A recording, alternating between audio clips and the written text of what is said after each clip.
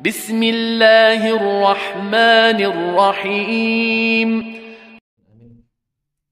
Alhamdulillah, insyaallah kita akan lanjutkan kembali pembahasan dari syarah qasidah Ra'iyah Khaqaniyah, di mana dalam kesempatan kali ini kita akan masuk ke bait yang ke-44. Di sini Al-Imam Abu Muzahim Musa bin Ubaidillah Al-Khatani radhiyallahu an, nafanallahu bi ulumihi wa bi ulumikum wa bi ulumis sayyidina nasrana fid dharain, membahas mengenai persoalan idharul halqi. Al-idhar al-halqi. Al-idharul halqi, pembahasan idhar ini merupakan pembahasan idharul halqi merupakan bagian dari pembahasan bab nun sakinah dan tanwin. Kalau kita mengikuti sistematika penulisan kitab-kitab tajwid zaman sekarang. Hanya saja di sini Al-Imam Abu Muzahim Al-Khaqani tidak merinci hukum dari nun sakinah dan tanwin dan hanya menyebutkan sebagian peringatannya saja.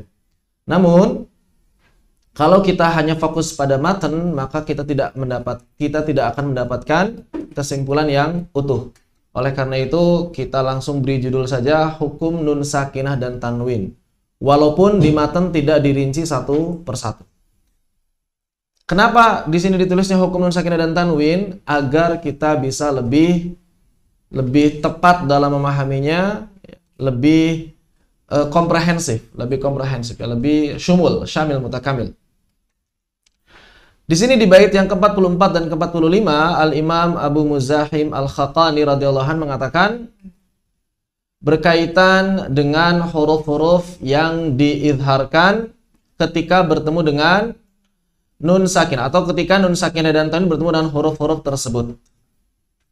Jadi nun sakinah dan tanwin, atau di sini nun sakinah saja, nanti tanwinnya setelah ini sebetulnya ada. Nun sakinah mesti tetap dibaca izhar, tidak boleh berubah ketika bertemu dengan 6 huruf hijaiyah.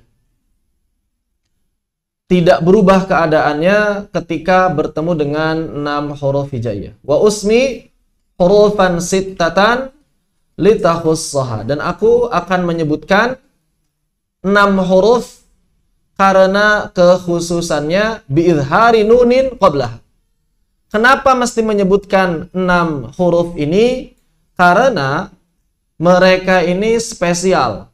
Apa spesialnya? Nun sukun, kalau bertemu mereka nun sukunnya tetap izhar. Itu maksudnya. Tidak boleh berubah sedikit pun suaranya.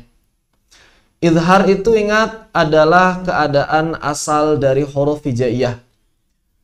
Membaca huruf dengan izhar artinya sama dengan membaca huruf hijaiyah ketika sendirian. Jadi mengucapkan anhar sama dengan ketika mengucapkan an. Nunnya itu sama, tidak berubah. Anhar, an. Minhum sama dengan min. Tidak menjadi misalnya minhum. Kenapa? Karena kalau kita mengucapkan min saja kan? Min. Maka minhum pun sama seperti mengucapkan min. Minhum. Min. Tidak ada perubahan sama sekali. Biizhari nunin qablaha abadad dahri. Disebabkan apa? Disebabkan nun sakinah apabila bertemu dengan ke-6 huruf ini, maka mesti tetap dibaca izhar. Abadad dahri, dan ketentuan ini berlaku sepanjang zaman, selalu always, sepanjang zaman. Apa saja huruf-hurufnya? Fahaun wa khaun thumma haun wa hamzatun. Yang pertama adalah ha, ya beliau tidak menyebutkan berdasarkan makhraj juga, ini hanya untuk menyesuaikan nazam. Allah Ta'ala a'lam kenapa disebutnya ha dulu baru kha, kemudian ha baru hamzah. Enggak, ha dulu baru hamzah, ha dulu baru kha, wallahu ta'ala. Fahaun wa khaun thumma haun wa hamzatun. Fahaun yang pertama adalah ha, letaknya di wastul halqa. Di wastul halqa itu adalah di katup epiglotis, dekat dengan belakang lidah sedikit. Di belakang lidah sedikit. Jadi kalau antum lihat saluran tenggorokan manusia, lidah, kemudian ada katup belakang lidah. Yang dia ini fungsinya buat ini buat apa namanya? Buat pindah rel. Buat mindahin rel makanan atau rel nafas. Itu namanya katup epiglotis. Kalau antum bernafas, maka dia akan menutup aliran makanan. Kalau antum makan, maka dia akan menutup aliran pernapasan. Ini fungsinya katup epiglotis. Makanya kalau antum lagi makan, sekaligus ngomong, bisa salah aliran. Tersedak. Kenapa? Karena katup epiglotisnya bingung. Ini kok dibuka semuanya? Ya, dibuka semuanya. Kata katup epiglotis dibuka semuanya. Ya udah dibuka semuanya akhirnya. Harusnya dia nutup saluran pernafasan. Gara-gara antum ngomong, ada makanan masuk, akhirnya dibuka. Maka masuklah makanan ke aliran pernafasan yang mengakibatkan tersedak. Itu tersedak ini kalau dalam kondisi tertentu bisa menyebabkan kematian ya, hati-hati ya. Tersedak ini kalau dalam kondisi tertentu bisa menyebabkan kematian. Kenapa? Karena saluran pernapasan tertutup. Saluran pernapasan bisa tertutup. Ya kalau tersedaknya cuma sekadar 1 biji nasi mungkin nggak terlalu bermasalah. Ya. Tapi kalau tersedaknya misalnya daging sebesar jempol, nah ini bisa menyebabkan kematian. Hati-hati, tersedak itu bahaya. Atau misalnya kalau yang sering makan permen karet, hati-hati juga. Ya. Hati-hati. Selalu hati-hati. Kan hati-hati nggak hati-hati juga kalau kata Allah tersedak mah tersedak. Ya bukan begitu. Hati-hati itu adalah ikhtiar. Ya.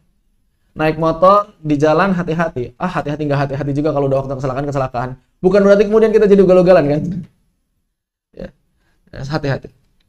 Jadi kalau nyambung ke sininya mungkin ya di sekitar jakun, tapi bukan di sini ya, bukan di sininya wastul halak. Wastul halak itu di ujung katupnya, bukan di pangkal katupnya.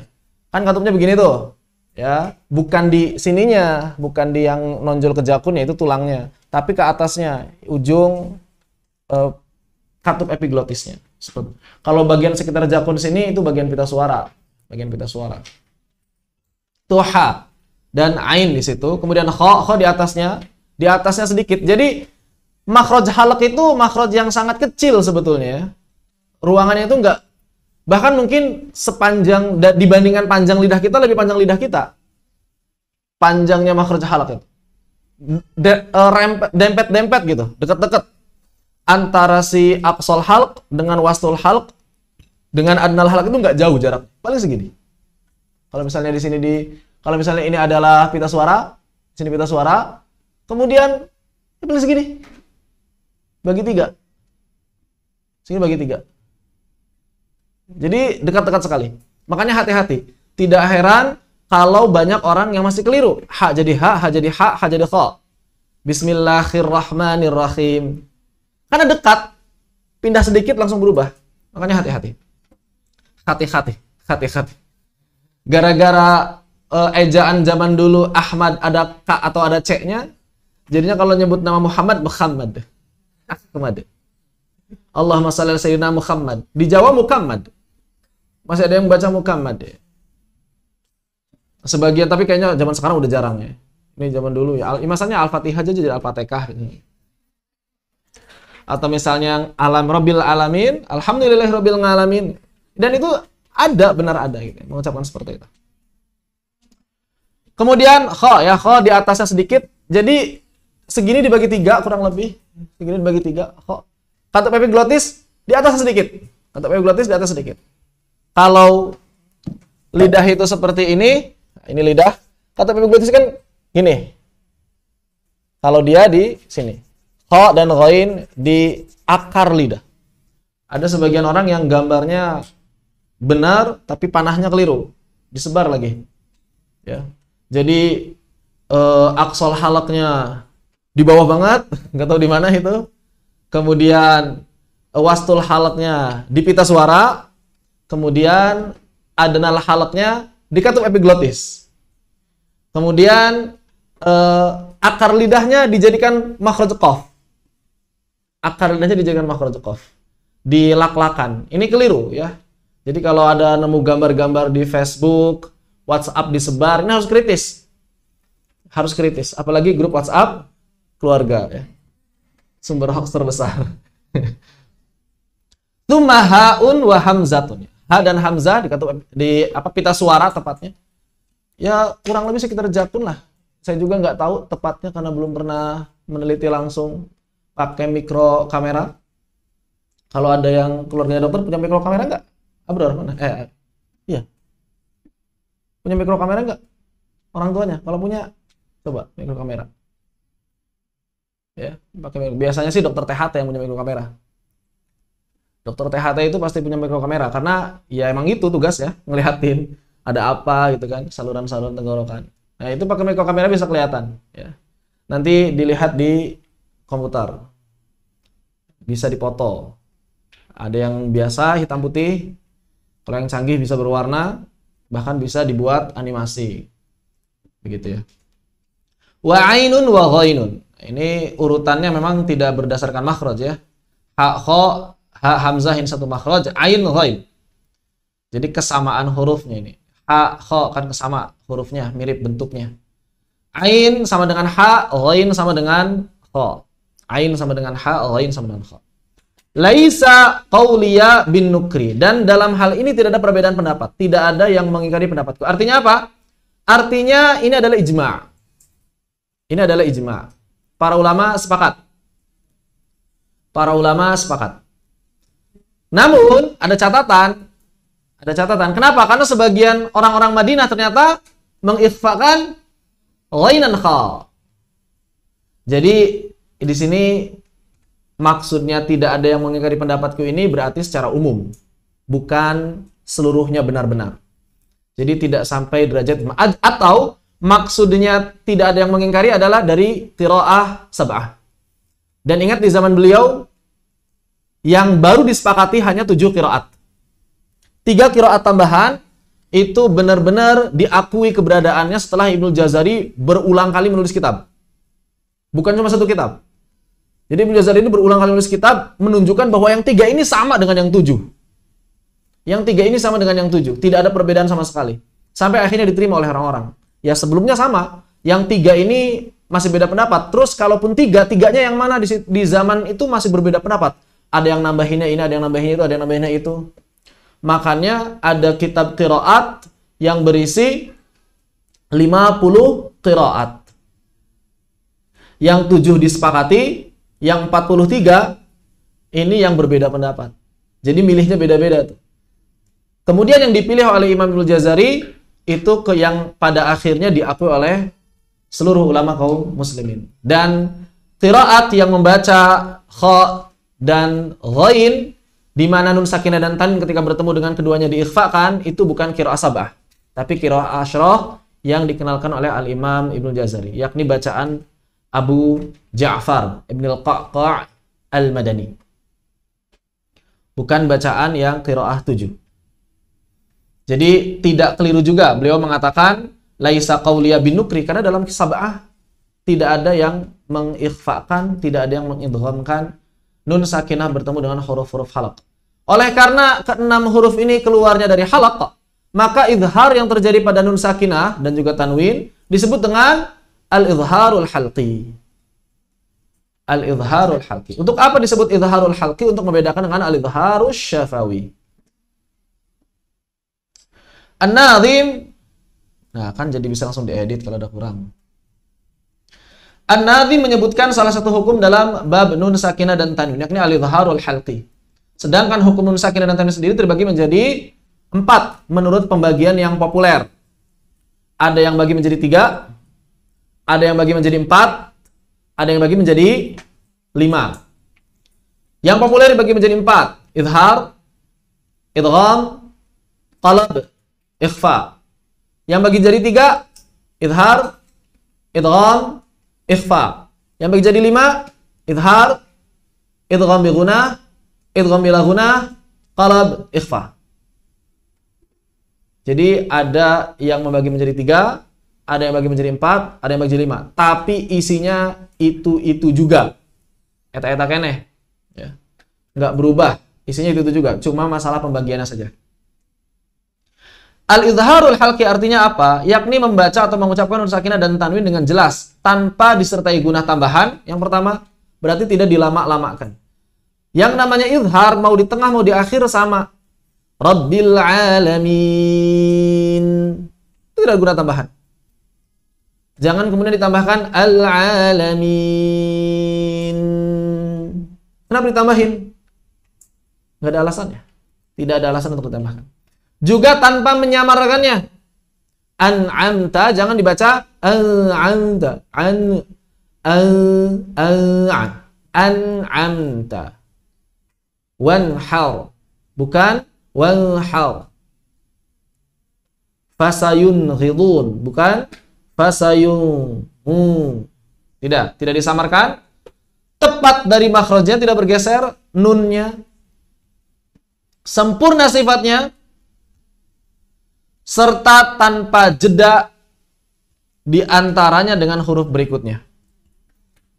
Wanhar. Itu seperti ada saktah, jeda. Dan juga tidak dipantulkan kalau mau ditambahkan. Intinya sempurna sifatnya. Tidak ditambah, tidak dikurangi. Ada orang membaca misalnya ana. Berarti ini tidak sempurna sifatnya. Ana anta, wana. Ya. Dengan kata lain, izhar artinya membaca sebuah huruf sebagaimana membacanya saat ia sendirian.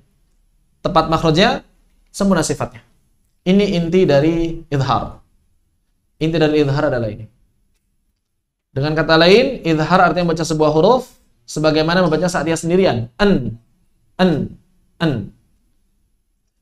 Nun sakinah dan tanwin dibaca dengan jelas atau izhar bila berhadapan dengan huruf-huruf halqiyah. Huruf-huruf yang keluar dari tenggorokan. Ada 6. Ya, makanya disebut dengan al-izharul halqi. Misalnya yang bertemu dengan nun. Man aman. Jadi antara nun di man dan nun di aman harus sama. Man aman. Tidak man aman. Atau man aman. Tidak ada perbedaan antara nun yang pertama dengan nun yang kedua. Man aman. Silakan. Contoh yang tanwin. Kaffarin athim.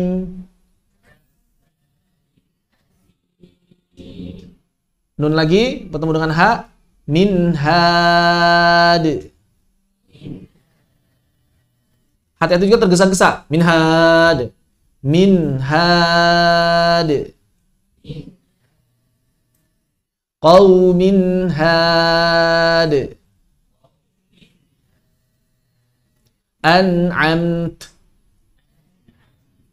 Sami'un alim.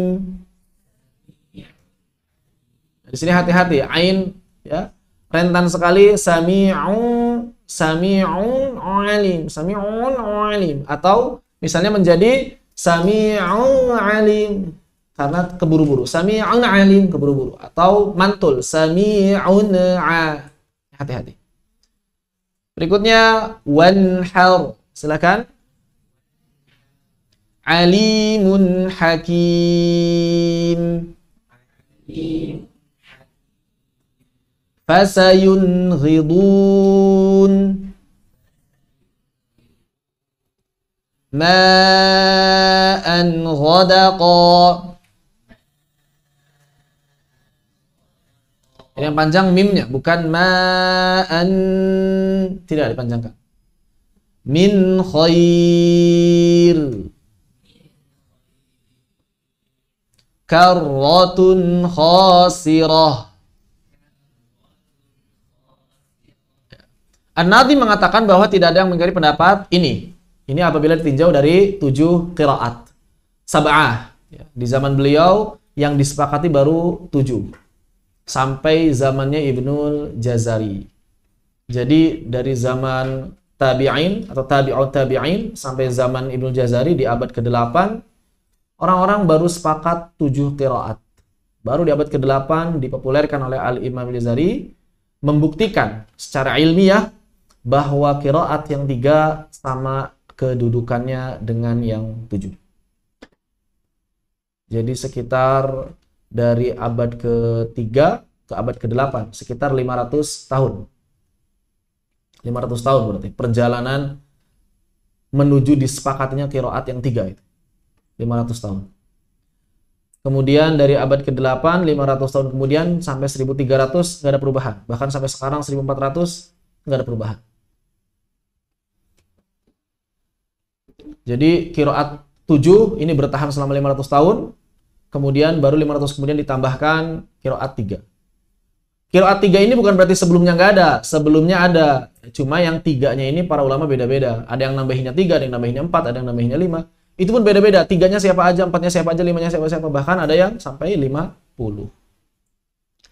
Namun, apabila ditinjau dari qiraat 10, ya, qiraat 10 yang telah disepakati para ulama, maka terdapat perbedaan pendapat pada huruf ghain dan kha. Sebagian ulama memasukkan hukum huruf kha dan ghain ke dalam hukum huruf-huruf lisan. Sehingga pada saat nun atau tanwin bertemu dengan kedua huruf ini, maka nun sakinah atau tanwin diikhfakan dan tidak diidharkan. Diikhfakan dan tidak diidharkan. Di antara ulama yang berpendapat seperti ini adalah Al-Imam Abu Ja'far ibn al-Qaqqa' al-Madani. Abu Ja'far ibn al-Qaqqa' al-Madani. Salah seorang qari dari qiraat al-Ashr, qiraah 10. Dan beliau menyandarkan bacaannya kepada masyarakat, sebagian masyarakat Madinah yang memang ketika dalam percakapan sehari-hari membaca dengan ikhfa. Dan mereka ternyata membaca kepada Nabi seperti itu. Dan Nabi tidak menyalahkannya.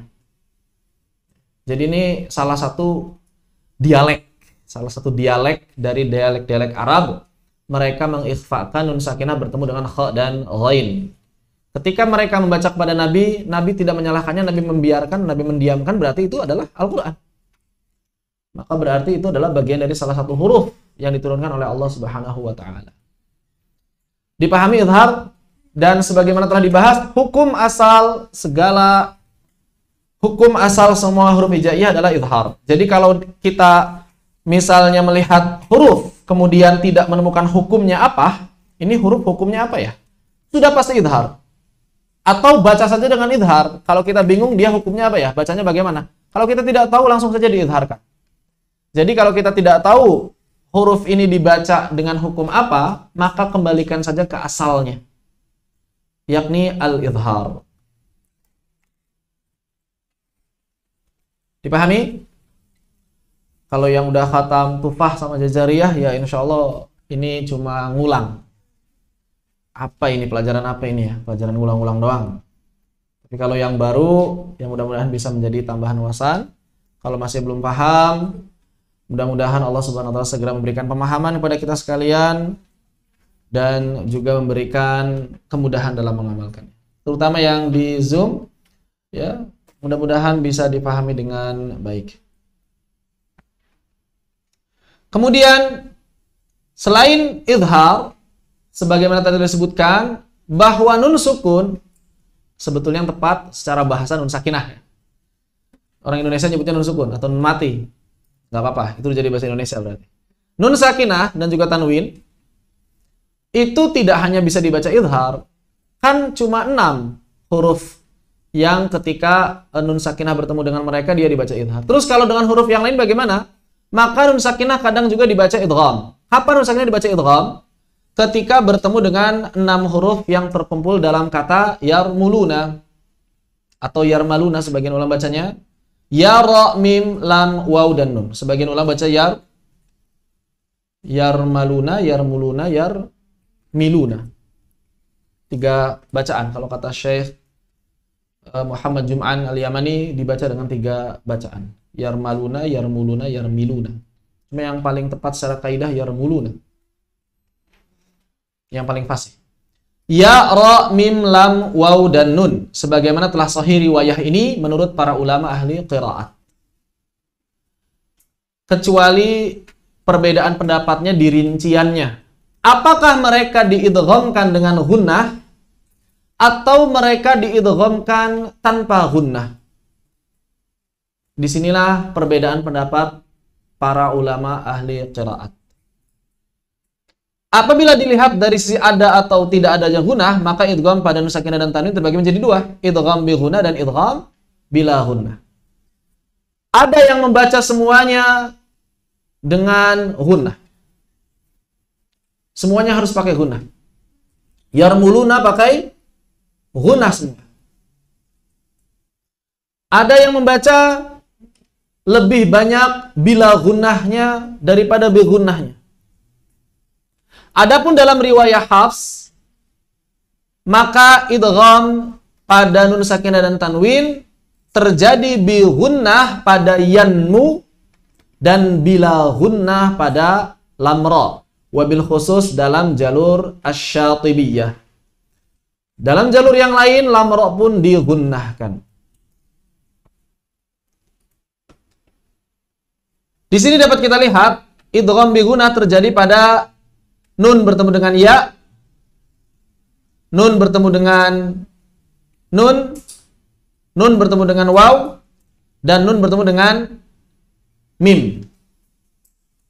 Yang kita singkat menjadi yanmu. Kalau di sini waw dulu, yanum berarti ya. Yanmu, ya, nun, mim, waw, yanmu. Apabila kita melihat dari sisi kamil atau nakisnya, maka ternyata idgham pada ya dan juga pada waw itu nakis. Terus kenapa ada gunnahnya? Ya karena nakis itulah ada gunnahnya. Maksudnya bagaimana? Idgham nakis adalah memasukkan nun ke dalam ya dengan masih menyisakan sebagian sifat nun. Jadi makhrajnya sudah di ya. Makhrajnya sudah di ya. Famai. Jelas ya-nya. Makhrajnya sudah di ya. Sifat-sifat iya-nya pun sudah teramalkan. Sifat-sifat iya-nya dari jaharnya, rikhwahnya sudah ada. Linnya sudah ada. Famai. Tinggal ditambah gunnah yang masih tersisa dari huruf nun. Apa itu makhraj khayshumnya? Seluruh makhraj mulutnya sudah menjadi ya, tapi makhraj khayshumnya nggak bisa diidghamkan. Makanya digabung suaranya menjadi famai. Mulutnya sempurna, gunnahnya sempurna. Famai. Ada dua-duanya. Bukan salah satunya saja. Famai. Ini bila gunnah. Famai itu ikhfa. Ya, jadi jangan sampai keliru. Famai. Ada dua-duanya. Ada di rongga hidung, ada juga di rongga mulut. Famai ya'mal. Silakan. Ini masih banyak yang bila gunnah kedengarannya. Famai ya'mal. Dan yang namanya gunnah, bi gunnah, hukum bacaan Al-Quran yang mengandung gunnah, maka gunnahnya mesti disempurnakan, salah satunya dengan cara dipanjangkan suaranya. Apabila tanwin contohnya khairan yarah. Silakan. Jadi bukan khairai atau khairan, tapi menggabungkan keduanya. Khairan yarah.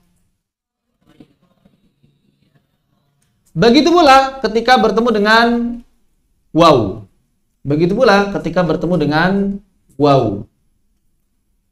Maka makhraj mulut sudah sempurna di waw. Miu, au. Tapi makhraj khayshumnya masih sempurna. Miu. Ada dua-duanya. Bukan miu. Hidungnya nggak ada. Juga bukan ming, wawunya nggak ada. Miu wali. Silakan. Syai'in wakil. Jadi mereka dibaca bil gunnah karena idghamnya naqis. Adapun ketika bertemu nun dan mim, maka idghamnya kamil. Kok sama-sama bi gunnah sih? Karena di sini gunnahnya disebabkan oleh huruf yang kedua, yakni huruf gunnah. Idgham kamil, konsep sederhananya bagaimana? Menghapus huruf pertama dan mentasydid huruf kedua. Menghapus huruf pertama, mentasydid huruf kedua. Ini sama-sama. Berarti suara nunnya sudah hilang nih. Suara tanwin nun, suara nun di min, suara nun di khairun sudah hilang semuanya. Kemudian huruf keduanya ditasydid, nunnya ditasydid, mimnya juga ditasydid. Oleh karena itu, karena nun dan mimnya sudah bertasydid, maka berarti mereka mengandung gunnah yang sempurna. Jadi gunnahnya kalau yang nakis berasal dari nun sakinah dan tanwinnya, kalau yang kamil gunnahnya berasal dari huruf keduanya. Prakteknya sama-sama bil gunnah, sama-sama dipanjangkan, hanya sebab gunnahnya saja yang berbeda. Maka di sini kita baca walan nusyrik. Silakan.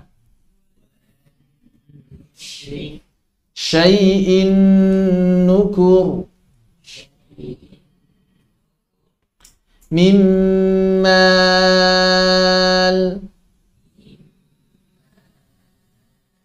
khairum min.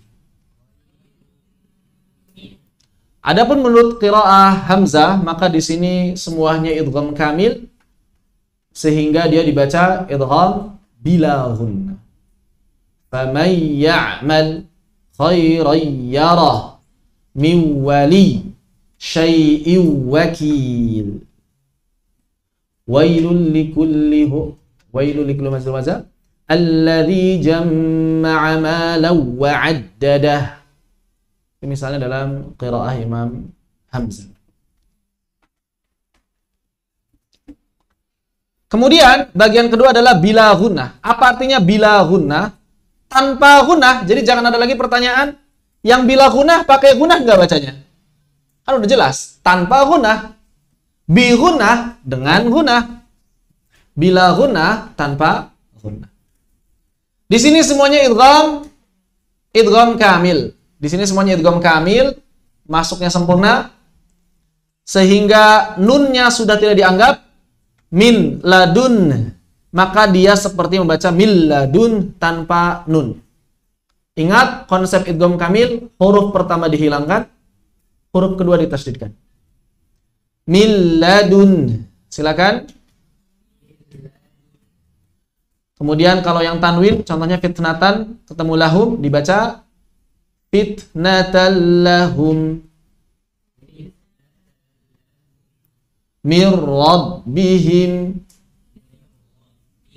Kemudian ghafurun bertemu rahim jadi ghafurur rahim. Dipahami idgham? Bi gunnah bila gunnah, nakis kamil sudah dibahas. Jadi ini kenapa kok singkat? Ya karena memang sebagian besar pembahasannya sudah dibahas di bab-bab sebelumnya. Setelah idgham sudah dibahas.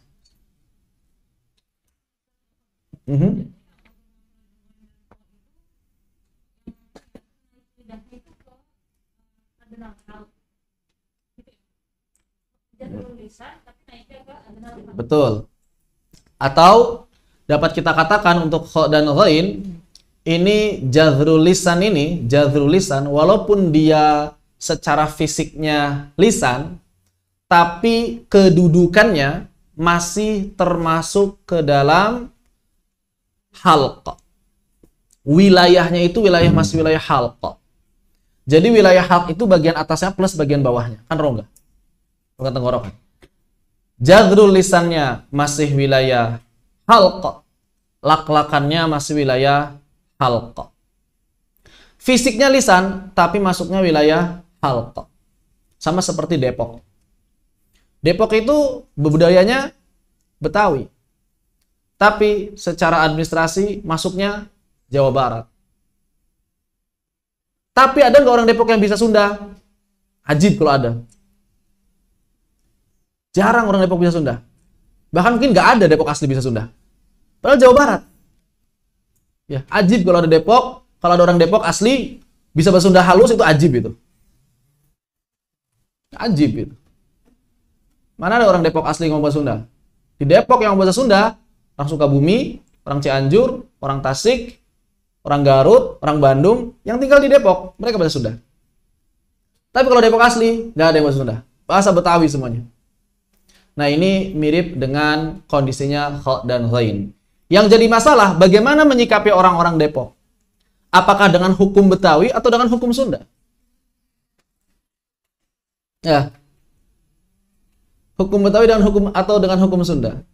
Maka di sini ada yang formal. Kalau formal berarti hukumnya hukum administratif. Ya mereka tetap Jawa Barat. Kalau ada apa-apa, minta bantuannya jangan ke Jakarta. Jangan ke Pak Anies. Ke Ridwan Kamil. Ngadunya jangan ke Pak Anies tapi ke Ridwan Kamil. Ya, jangan sampai orang Depok ada masalah di Depok, ngadunya ke Pak Anies, nggak nyambung. Kalau ada masalah di Depok, ada apa-apa di Depok, wali kotanya nggak bisa ngurus, maka berarti ngadunya ke Ridwan Kamil. Begitu kan? Tapi sebagian ulama berpendapat nggak begitu. Walaupun administrasinya itu di Depok, tapi secara sikap tetap kita harus menyikapi mereka seperti orang-orang Betawi yang lain. Itulah pendapatnya Abu Ja'far. Jadi walaupun kha dan ghain, dia tetap masuk wilayah halaq, tapi hukumnya tetap hukum lisan. Menyikapi seperti menyikapi lisan. Karena aslinya memang dia di lisan, jadrul lisan, begitu, ya. Itu analoginya lah. Mudah-mudahan bisa lebih membuat kita paham.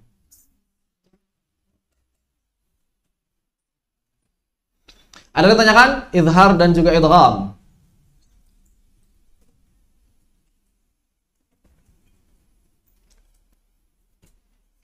Kita lanjutkan yang ketiga, al-qalab atau iqlab. Menurut kebanyakan ulama, bahasa yang tepat adalah qalab, walaupun sebagian ulama berpendapat iqlab juga fasih. Sebagian ulama berpendapat iqlab juga fasih. Lawang yang pakai kata iqlab adalah para ulama qiraat dan juga para ulama bahasa Arab katanya.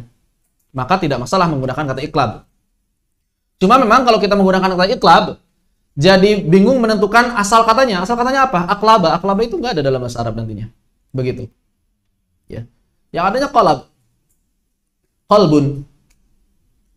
Maka tetap kalau dari sisi sudut pandang bahasa memang agak sulit untuk mengatakan iqlab ini bahasa yang benar-benar fasih. Walaupun secara bentuknya iqlab memang digunakan oleh orang-orang Arab. Tapi kalau kita lihat akar katanya ini nanti sulit.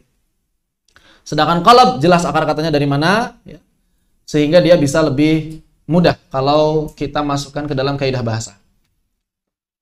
Apapun istilahnya, baik qalab ataupun iqlab, intinya sama. Apa itu? Mengubah suara nun menjadi suara mim. Mengubah suara nun menjadi suara mim. Jadi mengubahnya bukan tulisannya, maka di sini saya perjelas. Mengubah suara nun menjadi suara mim. Jadi lafdhon, kalau dalam bahasa Arabnya lafdhon la khatton. Tahwilun nunil mim lafdhon la khatton. Mengubah nun menjadi mim secara lafaz, bukan secara tulisan. Atau kalau dalam bahasa Indonesia enaknya mengubah suara nun menjadi suara mim. Dengan menyertakan sifat gunnahnya dan sedikit menyamarkan suara mim. Dengan menyempurnakan gunnah dan sedikit menyamarkan suara mim.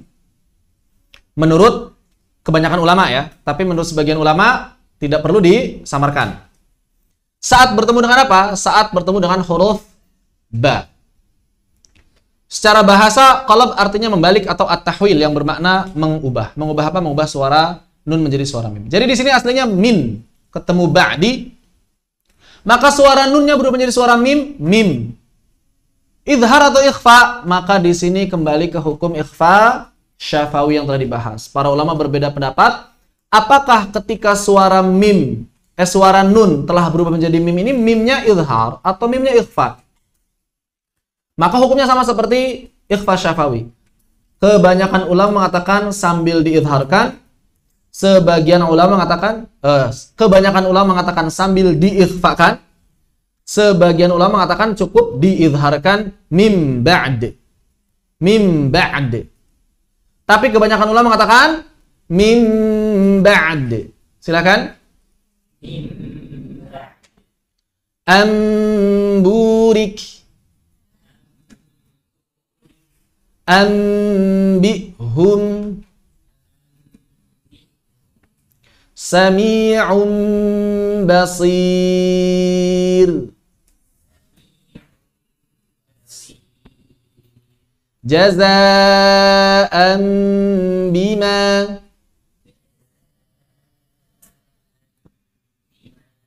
syai'in basir.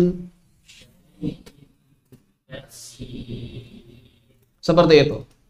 Sebagaimana ikhfa syafawi, dalam iqlab atau dalam qalb juga terjadi perbedaan pendapat bagaimana cara mengikhfakannya.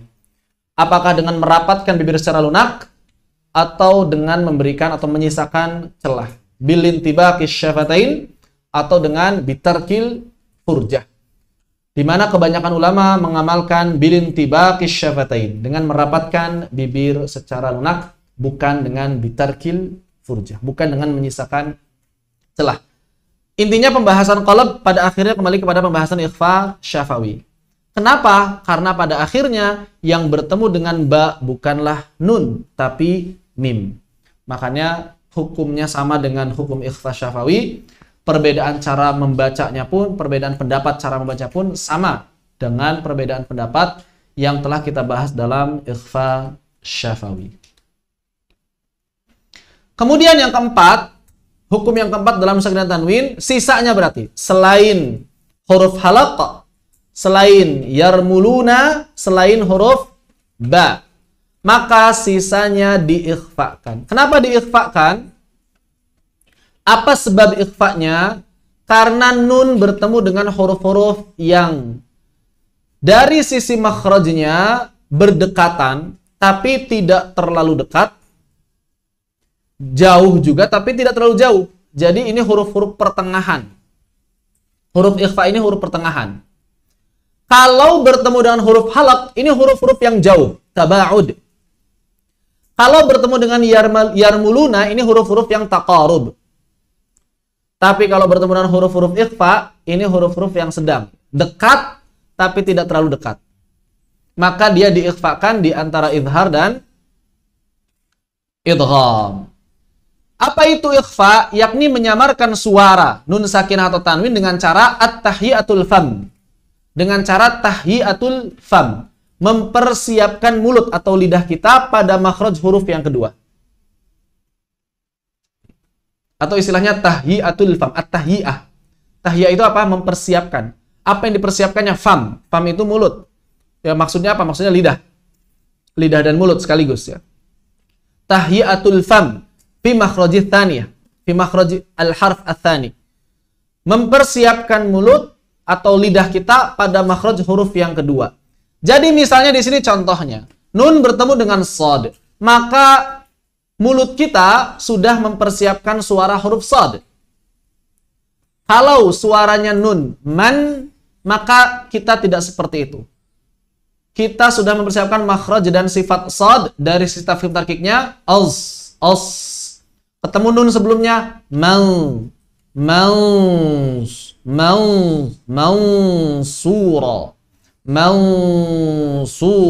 seperti itu. Lain halnya kalau misalnya bertemu dengan sin, al-insan, jangan dibaca al-insan. Kalau bacanya al-il berarti al-insun. Makanya kalau Syekh Mahmud Zuraina Al-Misri menggambarkan antara suara ikhfa dengan suara huruf setelahnya ini ibarat cermin. Antara suara ikhfa dengan suara huruf setelahnya ini ibarat cermin. Jadi ketika kita mengucapkan suara ikhfa ini sudah terbayang huruf apa yang akan keluar setelahnya. Ketika kita mengucapkan suara ikhfa sudah terbayang akan mengucapkan apa huruf sebelumnya. al-afa, min akaf, min aqaf. Jadi sudah terbayang setelahnya huruf apa? Misalnya birihil sorsor atau langsung dzal kebayang tunzirhum. Azizun dzuntiqam wal untha ma'an thajjaja. Jadi suaranya kalau digambarkan dalam bahasa Indonesia kayak gimana? Agak sulit padanannya. Enggak jadi enggak jadi enggak jadi apa lagi? Ya pokoknya suaranya itu suara antara nun dengan huruf setelahnya. Yang paling mirip dengan bahasa Indonesia mungkin nun bertemu dengan kaf. Ini sangat menyerupai suara eng. Minkum. Minkum. Ketika bertemu dengan qaf, suaranya mirip kaf, tapi tebal. Min qablik. Ketebalannya bagaimana? Sama dengan qafnya. Karena ingat, seperti cermin. Min qablik. Jadi, ketika nun sakinah atau tanwin bertemu dengan kaf dan qaf, langsung makhrajnya terkunci sempurna. Langsung makhrajnya terkunci sempurna. Kenapa? Karena jauhnya makhraj mereka. Disebut ikhfa ab'ad. Semakin dekat makhraj nun dengan huruf-huruf ikhfa, maka persiapan makhrajnya menjadi semakin longgar. Semakin jauh, semakin rapat persiapan makhrajnya, semakin dekat maka semakin longgar. Oleh karena itu, ketika nun sakinah dan juga tanwin bertemu dengan huruf-huruf ikhfa yang sangat dekat, istilahnya aqrab, yakni 3 huruf, ta, dal, to, maka persiapannya menjadi lebih longgar, tidak sebagaimana huruf-huruf yang lain. Antum. Enggak ditempelkan kuat-kuat, antum. Kenapa? Karena kalau nempel jadinya idhar. Antum. Kenapa jadinya idhar? Karena makhrajnya berdekatan. Kalaupun kita niatnya nempelin di ta, tapi tetap tersentuh makhraj nunnya tuh. Antum. Andada. Jadinya idhar. Padahal semakin dekat jarak huruf harus semakin ikhfa. Semakin dekat jarak huruf harus semakin ikhfa. Maka ketika bertemu dengan ta, dal, dan to, wajib sangat ikhfa. Antum, kuntum, andada, antabaqa. Tapi semakin jauh, maka semakin kuat kunciannya. Kenapa? Karena semakin jauh, semakin dekat dengan idhar. Nun kalau ketemu huruf yang jauh diidharkan atau diikhfakan? Diidharkan atau diidghamkan? Diidharkan kan? Anhar, wanhar. Maka demikianlah makhraj mengunci dengan sempurna ketika bertemu dengan kaf dan qaf. Karena konsep idharnya sudah terbawa. Min qablik, minkum. Begitu. Kurang lebih seperti itu. Ini berkaitan dengan al-ikhfa atau dikenal juga dengan al-ikhfa al-haqiqi.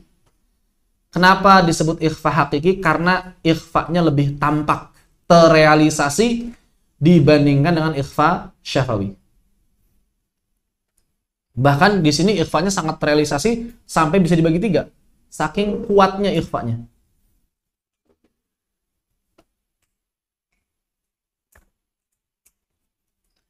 Ini berkaitan dengan hukum nun sakinah dan tanwin secara ringkas. Tapi mudah-mudahan memberikan gambaran yang utuh berkaitan dengan nun sakinah dan tanwin. Sampai di sini, apakah ada yang tanyakan? Kalau tidak ada, kita lanjutkan bait ke-46 dan bait ke-47.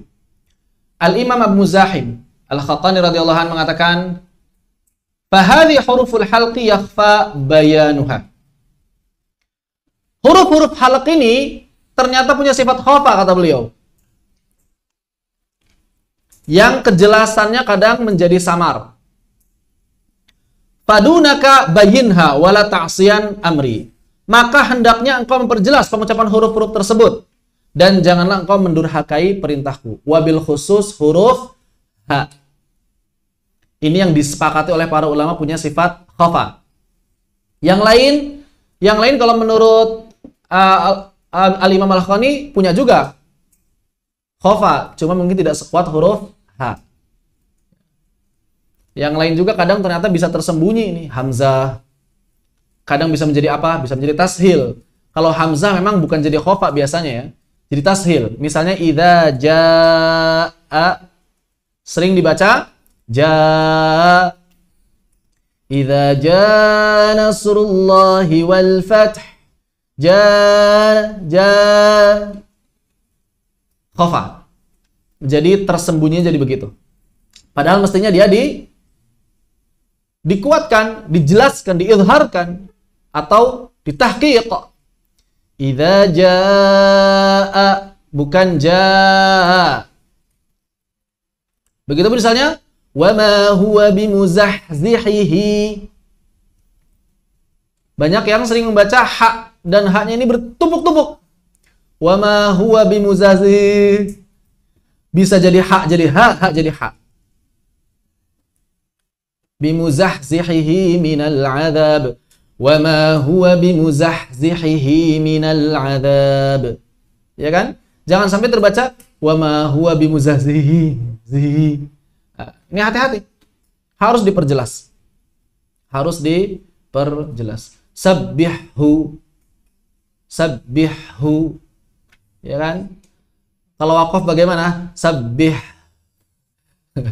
Ngapain juga wakaf di tempat-tempat yang susah gitu. Kalau ujian bisa jadi. Wala tashdudin nun allati yudhirunaha kaqaulika min khailin nada suratil hasyri. Ini kalau yang bait 46 peringatan agar memperjelas huruf-huruf halaqnya. Kalau bait ke-47 peringatan agar nun idhar jangan diidghamkan. Nun idhar jangan diidghamkan. Atau jangan digunnahkan kelamaan, terlalu lama ya di sininya. Wala tasdudin nun. Jadi jangan mentasdid nun. Berarti di sini jangan dilama-lamakan. Jangan dilama-lamakan nunnya. Misalnya ada orang yang baca min khailin, jangan sampai terbaca min khail. Begitu. Kan banyak ya. Mim juga sama berarti. Alam tara kaifa. Banyak. Ya. Atau misalnya apa? Ma'an ghadaqa. Atau misalnya ghutha'an ahwa. Itu tidak tepat. Bacaan-bacaan seperti tidak tepat. Kenapa? Karena huruf-huruf yang mesti dibaca idhar tidak boleh ditambah sifatnya, tidak boleh dikurangi sifatnya.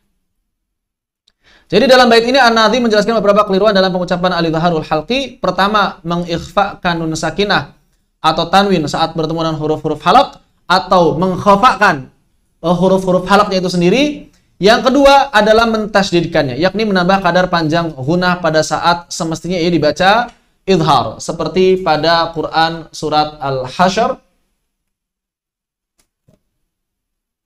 ayat ke-6 berikut. Di sini ada lafaz min khail.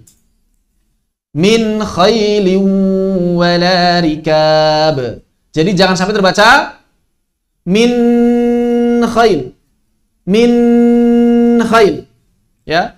Jangan sampai terbaca apa? Jangan sampai terbaca min khailin wala rikab. Seperti itu. Wallahu ta'ala a'lam.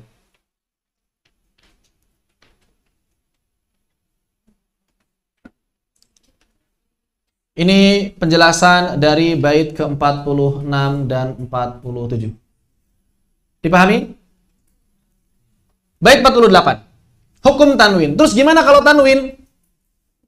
Maka Imam Al-Haqqani radhiyallahu anhu mengatakan wa idharu katanwina fahuwa qiyasuha. Faqisu 'alaiha fuzdabil kamil.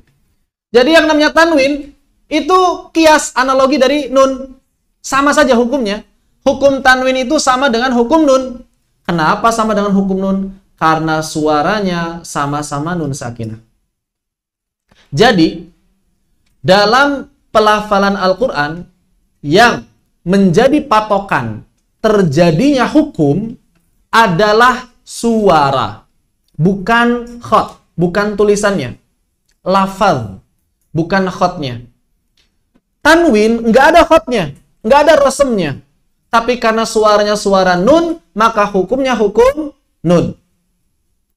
Begitu pula iqlab.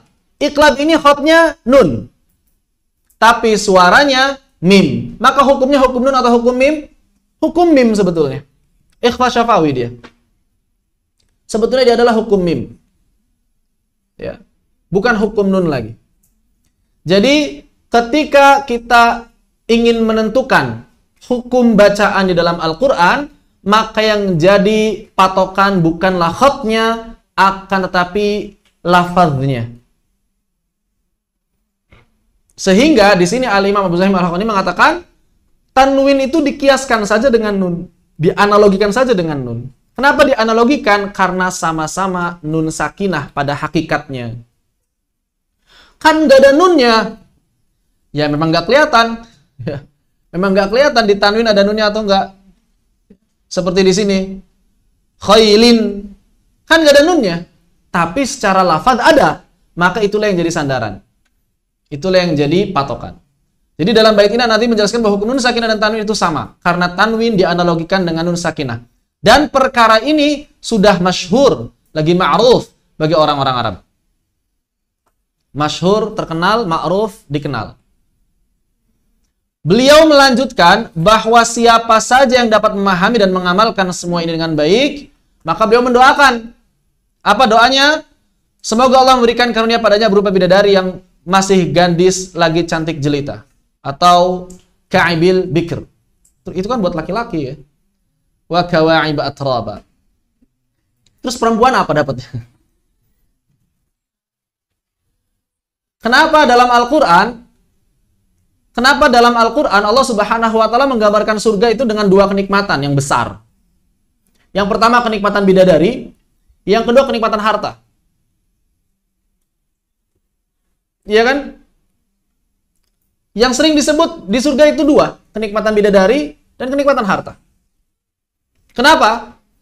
Karena laki-laki itu fokusnya wanita. Sah? Bener nggak, Zed? Berapa tahun antum? Hah? 12. Nanti kalau 16 tahun saya tanya ulang.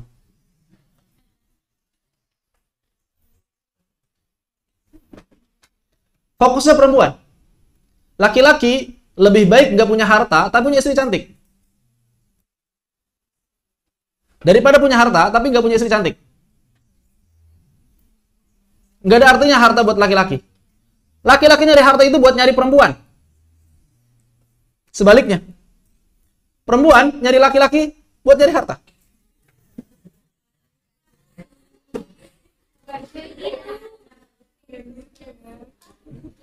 Perempuan daripada punya 10 suami, mendingan punya 10 kilogram emas.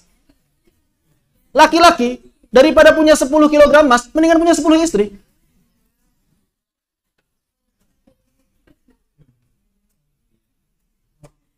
Ini normal, antum nggak perlu melawan fitrah antum, gak masalah. Normal aja. Yang penting kita sadar diri, kita sekarang masih di dunia gitu aja, belum di akhirat. Itu normal. Makanya Allah Subhanahu Wa Taala menggambarkan surga itu dengan dua yang sering disebut, dua hal. Pertama harta, buat siapa? Buat perempuan yang baca Quran. Laki-laki mah nggak terlalu tertarik. Permata berlian apa? Biasa aja. Baca ayat Quran, isinya permata berlian di surga biasa aja. Tapi kalau sudah bidadari, tarik laki-laki. Perempuan sebaliknya, bidadari apa? Bidadari. Nggak tertarik perempuan. Bidadara, nggak penting, nggak butuh bidadara perempuan itu. Nggak butuh bidadara. Nanti dapat bidadara kekar-kekar. Buat apa kata perempuan itu? Nggak penting mereka. Yang penting saya bisa duduk, bisa makan enak, bisa pakai perhiasan yang banyak, rumahnya mewah, megah, itu yang penting perempuan. Itu udah fitrah, nggak usah dilawan, nggak apa-apa. Yang penting selama hidup di dunia kita sadar diri, itu aja yang penting. Kita sadar bahwa di dunia itu penuh keterbatasan. Tapi kalau di akhirat nggak apa-apa. Ini kita berbicara akhirat ya, berbicara akhirat. Begitupun laki-laki. Laki-laki begitu. Fokusnya memang perempuan. Ya cuma antum harus sadar diri di dunia ini nggak semua perempuan itu halal. Yang halal itu yang hanya antum nikahi. Begitupun dengan perempuan. Tidak semua harta yang antum inginkan itu halal. Yang halal itu yang antum miliki. Ya. Jadi itu aja pembedanya. Itu aja pembedanya. Kalau orang-orang kafir, ya mereka nalurinya nggak ditahan dengan syariat. Sehingga laki-laki pun bisa bermain dengan ribuan bahkan mungkin wanita. Dan wanita bisa menghalalkan segala cara untuk mendapatkan harta. Begitu ya. Jadi di sini bukan kemudian Abu Muzahim ini pilih kasih ya. Tapi karena memang yang nulisnya laki-laki ya fokusnya ke situ ya. Bukan berarti kemudian ini yang perempuan gak dapat apa-apa. Yang perempuan dapat. Perempuan dapat apa yang diinginkan. Apa yang diinginkan. Ya kalau lihat tafsirnya memang Kaib ini adalah wanita-wanita muda. Wanita-wanita muda yang cantik montok sebaya usianya. Ini ditafsir ya, tafsir Kemenak begitu bahasanya. Kesenangan bergaul dengan kaum wanita yang bisa merupakan kesenangan yang muncak di dunia akan dialami pula oleh ahli surga dengan cara yang lebih sempurna. Tapi tidak dapat dibayangkan bagaimana terjadinya nanti. Antum jangan ngebayangin, nggak bisa. Selama masih terbayang di benak antum, maka itu bukan surga. Selama masih terbayang di benak antum, maka itu bukan surga. Surga itu lebih dari apa yang terbayang di benak antum. Jadi kalau misalnya antum ngebayangin nih, sesuatu paling indah. Nah surga itu lebih indah dari yang antum bayangkan. Dan Allah lebih indah dari surga.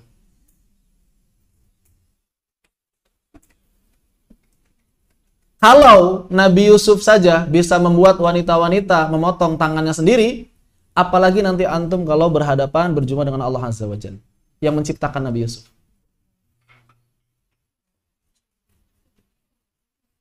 Ini pelajaran yang sangat penting. Nabi Yusuf itu manusia, makhluk. Makhluk, manusia, fana. Kulitnya sama seperti kulit kita.